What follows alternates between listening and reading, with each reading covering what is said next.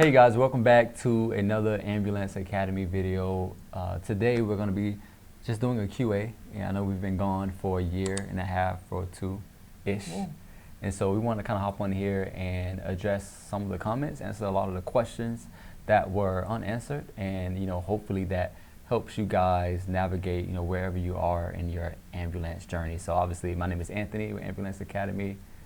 I have my sister Tiffany with me, and I have Charles McFall. And so this is gonna be super casual. They have no idea what's coming. So I'm gonna hop right in, you guys. So the first question is, I want to start an ambulance service, but I'm concerned about Medicare audits. That was the comment. So it's a comment. So yeah. You want to go first? I'll tell you, Medicare audits are more scary than they are bad. You need to make sure you have all your paperwork. Where you can find it digitally is fine, because you print out everything to hand to them. But you definitely need to make sure that you're doing every call right. That's from you start with documentation with the EMTs and go further. Have you gone through an audit, Tiffany? I have gone through an audit years and years ago, but now Medicare does this thing where they require a prior authorization. Yeah. So I would say for us, it starts with making sure your patients are qualified and that they have documentation to back it up, because if they don't, it won't even be pre-approved for the patient to get, or for the service to get paid in the first place. So I'm not afraid of audits at all, because it actually, it keeps me centered, straightforward, making sure I'm, getting the stuff I need to. Actually, if you don't get, you won't get pre-authorized if you don't have the paperwork. Right. So you're really doing the audit ahead of time. You're doing the audit ahead of time, so what they'll do is give you, once you submit all your paperwork for your prior authorization, it'll take, usually it says 7 to 10 days, but it usually takes like 3 days. You submit your PCS form, you submit supporting documentation that proves the patient needs stretcher transport, and then you wait on their reply. Their reply will either say approved or denied. If it's denied, they'll tell you precisely why. You go back and you try to get the documentation that proves the need. If it's approved, it'll approve you for 80 trips or 60 days worth of transports, and then you just rinse and repeat, and you're good to go. It's a guarantee of payment once you get the approval. And if you do that for all patients across all insurances, even when the other ones do an audit, you'll be covered. Good to go. Yep, you'll be fine. So I wouldn't say to be concerned. I would just say do it to right. be prepared. Correct. Yeah. That's a great answer. Great answer. Another question: can an ambulance service transport a patient to primary care appointments? They can, but they ain't gonna get paid. But you should. You should. If you're doing repeat patients, dialysis patients, you should absolutely take that patient to the appointment, because you're getting paid in paperwork. So you make sure you get all the paperwork you need from that appointment, all the doctor's notes, everything, and that's your payment. You're just gonna not get paid in money for that one. Yeah. Yep. So it's value add, basically, is what you're saying. Yep. Hey, if what you've heard so far hasn't made you hit the stop button, like, follow, share, and subscribe. And now, here's some more awesome points for you to learn from. And one of the most popular questions that was asked in the time that we were kind of dormant or focusing on our actual ambulance services, because we do run ambulance services, was, I'm going to read a few. It's kind of the same thing. One person said, how to connect with you as a mentor.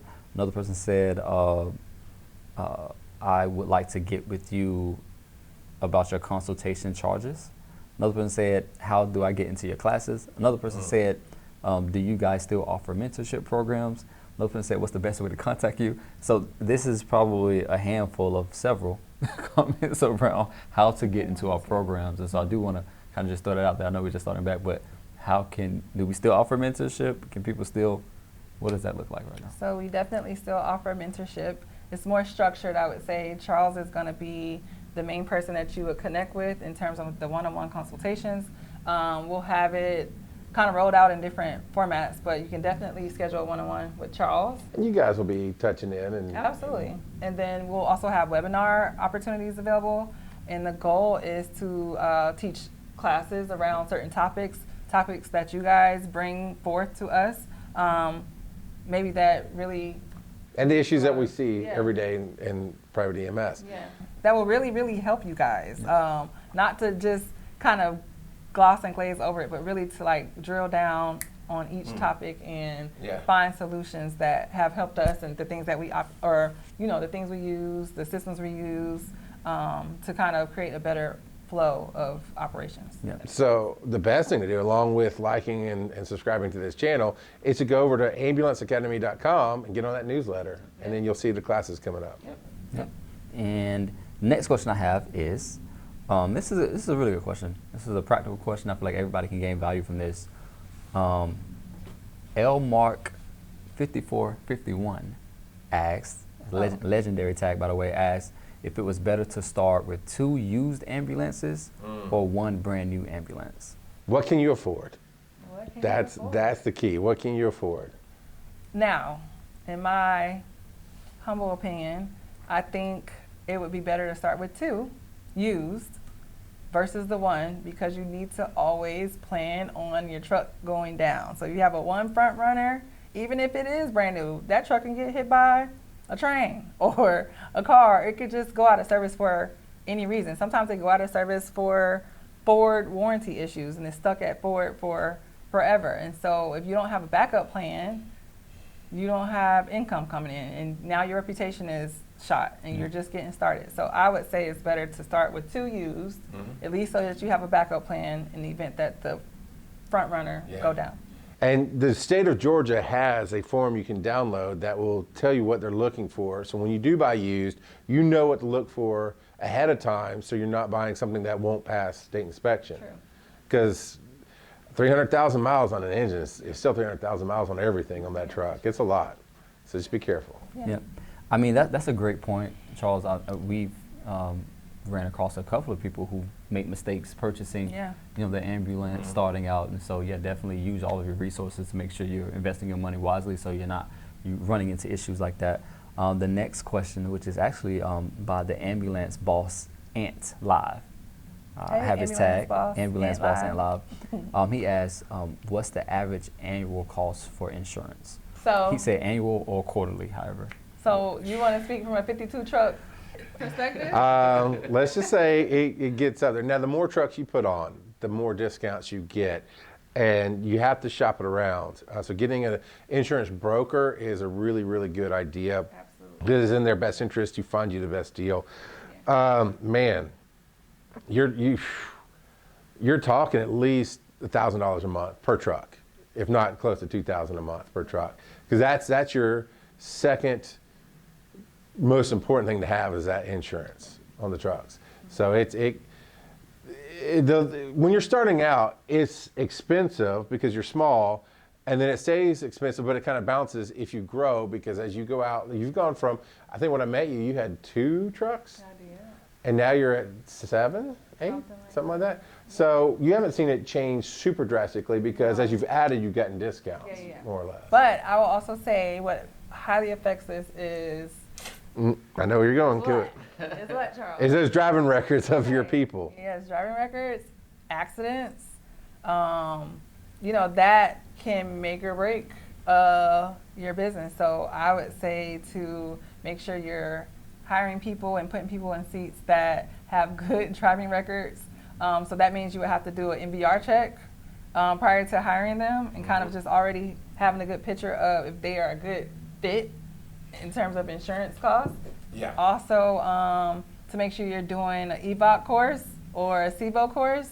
Sometimes those add discounts too, but also you want to do it because it's basically like a driving course for ambulances, and it kind of, I would say, teaches people how to properly handle them on the road, highway, small streets. Yeah, that Transit handles a lot differently than that Mustang does, So I would say, just in terms of cost, you can mitigate the cost by doing things that lower your risk. And so when we reshopped our insurance, because we got dropped, even though we had no accidents, we got dropped by the insurance carrier we had. Well, not dropped, they way priced us out. We went with a very difficult insurance to get, because they're all about safety. So having the cameras in the trucks was key. Having GPS where we can see where the trucks are was key. And we went from pulling an MVR once a year motor vehicle record, right, to pulling it every 6 months. Yep. And the guidelines the insurance gave us was you can have 2 bad things on your record. You can have an accident and a ticket for the same accident, so that's 2 things. Or you can have 2 accidents, or you can have 2 tickets. Once you got to 3, and they had some criticals like Yeah. super speeder. Stop with the super speeder. If you get that on your record, you can't work here. Right. Basically, you could work, you just But you can't can't drive. drive, right. So now you're in the back. So it's all about safety. Yeah, it's All all about about safety. safety. And then just being sure, just again, like when you see someone that may be texting and driving, and you know that's a clear rule, Yep. you nip it in the bud. Oh, yeah. Either fire them or ban them from driving forever, because it's a red flag that is gonna keep giving, Yep. and before you know it, You're in a situation. you're in a situation they Yep. wrecked your truck or they done something crazy, and now you're getting sued, and now your premium goes up, and now your cost of doing business is much higher. So And they get to go get another job. they get to have So, another job, yeah, and exactly. you're stuck with the high insurance payment. Exactly. Yep. So hope that answers your question, ambulance boss. So we're going to be kind of wrapping this up a little bit. I do want to ask one more question. I saw this. This was a pretty good one. We do have a video on this question that we did a couple of years ago, and so it still kind of applies today. But someone asked, how much money is needed to start an ambulance service today? It depends where you are, and it depends how you want to run your ambulance Yep. service. I'd say since we probably did that video, inflation has gone up, costs have gone up. Yeah. Dang, I think back then we were saying like 60K, and that's like modest starting. But I would say comfortably 100-ish K. What's your? I think that's slow. I mean, once you start buying, it's almost like a real franchise. And most franchises, I've noticed, it's like $50,000 just for the licensing fee, and then you need this for this and this for that. Once you get past the ambulance cost, which is easily going to be anywhere between $45,000 for a really low end used one to $120,000 for a newer one. And then you guys about your insurance. You talk about your renting the base, because you have to have a base before Georgia will license you. Yeah. Then pay. I think you need to have $300,000 to $400,000 liquid. No, You don't think so? no. That would. In my I mean, if you don't want to stress and starve for 6 months, because mean, it's going for to take a sure. while for your Medicaid and sure. everything to come in. Medicare. I would say it depends. It depends how you're starting. If you're starting and you're not Let's say one truck. operating, you're not operating until Okay. all your numbers, you got all your Medicare numbers, everything is in place. You start with your EMT. Yeah. Maybe your partner is the EMT. You don't have any payroll costs. Mhm. That's ideal, of course. I think you can start with, and if you use your credit and you finance a truck, you don't buy it, use your cash. You still have to make sure you make your payments. For Make sure. your payments. Mhm. I think you can. It's all about timing. So if you go through our course, it'll teach you about the correct timing. Yep. I think you can do it way less than 300. I wasn't thinking about starting. Yeah, if you pace it out. Yeah. Absolutely that way. So I do want to, this is great that we're on both, 2 different sides of the spectrum here, and they're both right. Can you clarify to the viewers why someone would potentially need $300,000 to start an ambulance service? Gotcha. So I understand where you're coming from. I'm always thinking of minimize my debt and get operational fast. Rip it and grip it. Grip it and rip it. Let's go. It's so if you're gonna do that, I've seen too many people jump in and fail and like we have to make money now. And they start doing illegal things. And so that's why I say if you have 300 grand in the somehow liquid, you can make sure you're covering 6 months of your costs with your. I'm always assuming there's going to be some kind of payroll. I mean, you got to put food on your own table, right? The bills for the insurance and the truck, anything else that comes along, that gives you at least 6 months to make sure you're getting those clients, to make sure you're getting the roll in and keeping your debt minimal. That being said, because I come from a standpoint of I haven't had to get loans for the companies. I haven't started. To be clear, I came in when somebody else started, they fronted all that money and I helped it get stable. Yeah. So from that standpoint, I think about stability and long term. And if you're bootstrapping it, you really got to make sure you're doing it as you did. Right. How did you do it in the beginning? I definitely bootstrapped it. I had one truck, which I don't recommend, but I got a loan from my mother. I cashed out on my 401k. Because traditional loans are going to be tough. Yep. Starting off. Shout out to my mama for that. And I took my time. So I paced it. I got my truck. I got it repaired. I spent $8,000 on my first truck. It was That's low. $8,000 on my And that's why you got it fixed before you ran it. I had to get it fixed. Then I had to get all my supplies. Then I had to get insurance on it. My insurance at the time was like $1,800. Oh no, it was $1,000. And I had my rental for my space that I was in that was like maybe $700. So I think my total cost per month, it was like around $1,800 or $1,900. And then I applied for my Medicare license. I waited. I did not operate. Yeah. And so once I got my Medicare license, I'm like, okay, bet I can go ahead and start, fishing for patients. So got my first patient. I was an EMT. I was only responsible to pay another EMT. When we first started, we weren't running 12-hour days. We were probably running a 5.5, 6-hour day. Yeah. And so I just began to slowly build from there. So I never had to. Which means you're not really making income. I'm that not, time. but I was covering my bill. Yeah, that's the key. Covering my bills. Yeah. And then I was able at the time, because I'm out in the field, I'm marketing, because I'm working.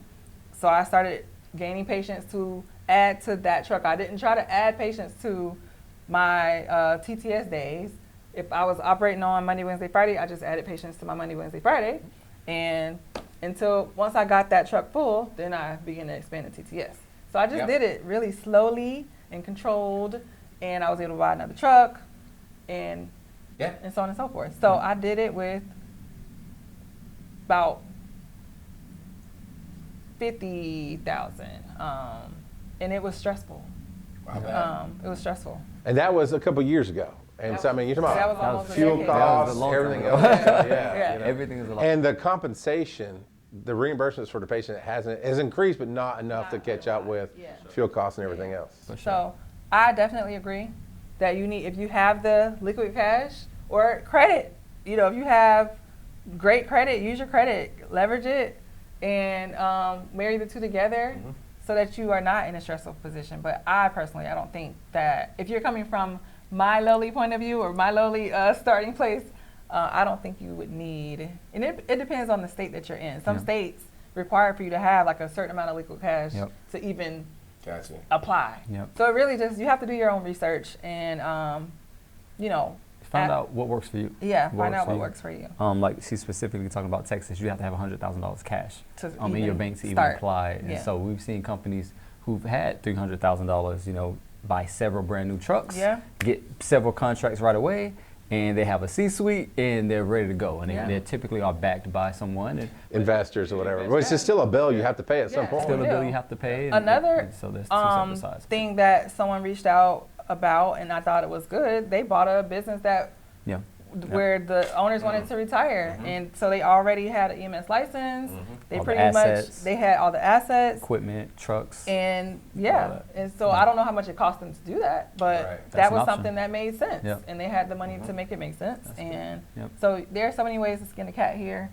Again, just you got to know your numbers.